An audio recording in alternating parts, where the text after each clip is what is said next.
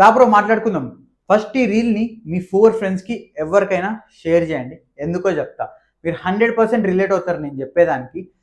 మనం అర్బన్లో ఉంటున్నాం కాబట్టి మనం డీమార్ట్కి వెళ్ళినా, మెట్రోకి వెళ్ళినా, ఎక్కడికి వెళ్ళినా కానీ we see some small small posters కానీ, అడ్వర్టైజ్మెంట్స్ కానీ కొత్త కొత్త మార్కెట్లో ఇవి వచ్చినాయి.